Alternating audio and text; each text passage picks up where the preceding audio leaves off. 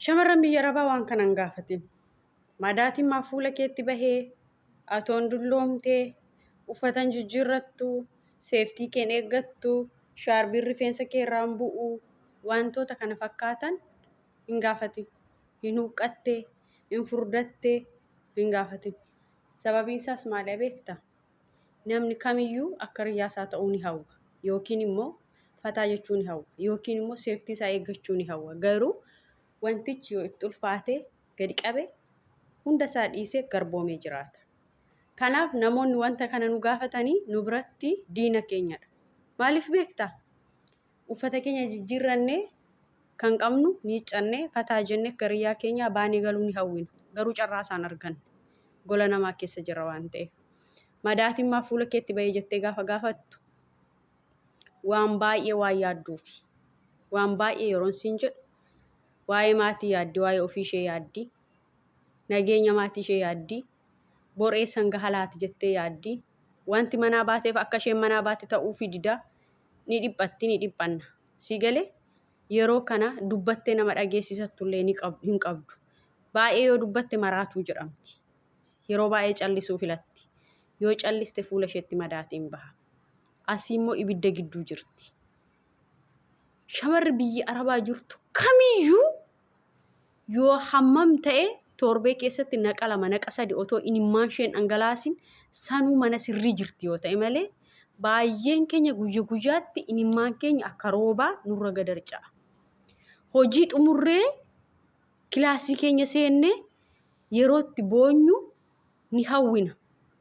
Dafee hojii koo xumuree kilaasii koo seenee boo'ee boqodhuu laati jennee ni hawwina. Sababiin isaas namatti rakkina keenya boonyee himanu nama nu dhaga'uu hin qabnu waan ta'eef ofiima keenya boonyee imimmaan keenyatti murteessineetiin wanta keessa keenya jiru baafanna.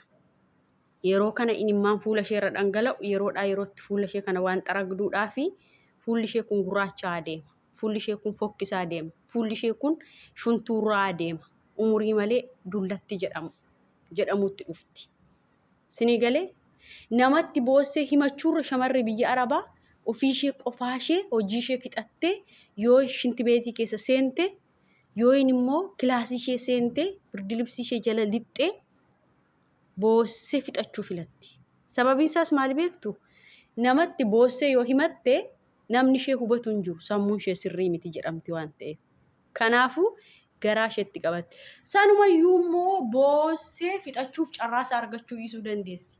Hojii ishee fixattee uffee jettee shinti beetii seentee qollofattee boo'een fixadha jettee isheetii imimmaan ishee fidee imimmaan ishee dhufee ija ishee guutuu madaamiin ishee waamti. Yaa Saaraa, yaa Maartaa, yaa eenyu jetti. Na'aam jettee imimmaan ishee isa dhufeeru ofitti deebistee baatee qajeelti. Yeroo kana fuulli ishee badaa dhufa. Tokkoffaan nama ishee hubatu hin qabdu. Lammaffaan dadhabbii isheen dadhabde dafqa ishee namni hojiitti jijjiiruu fi baay'een hin jiru biyya keessa. Si galee ofii itti fayyadamu. Dadhabbii isheen dadhabdetti ofii sagantaa baasuu malee namni ishee hubatee waan isheen jette godhuuf hin jiru. Waan isheen jette hojiirra oolchuuf hin jiru. Inni kunis ishee guba. Biyyaa gaafa baate waggaa lamatti achaan gaha jettee baati. Achi ga'uu miti walakkaasaa ga'uun hin jiru. Inni kunis ishee guba. Sababii kanaafi fuula isheetti madaatiin yaa'a. Sababii asiitii halkaniif guyyaa dhaabattuu fi qaamni ishee ni hir'ata. Sababii qaamni ishee dadhabuu fi uffata ofirraa jijjiiruullee ni dadhabdi. Rifeensa ishee sirreeffachuullee ni dadhabdi. Gaaffii kana shamara biyya Arabaa hin gaafatinaa. Waa'ee boo'ichaa haadha mucaa duutee hin gaafatinaa. Akkuma jedhamu maal taate huqqatte, maal taate kana taate, maal taateetu madaatii baaste, maal taateet akkas taate jettanii shamara biyya Arabaa hin gaafatinaa. Deebii isinii deebistuu hin qabdu waan ta'eef. Baay'ee yoo dubbatte maraatu waan jedhamtuuf ciniinnattee imimmaan ishee qabattee teessi waan ta'eef gaaffii akkasii shamara biyya Arabaa hin gaafatinaa. Guyyaan kun darbee gaaf tokko ifattan baha jettee mudhii ishee hidhattee jirti. Waan ta'eef tuttuqxanii madaa isheetti kaastanii hin boossisinaa. Yeroo gaarii qabaadha.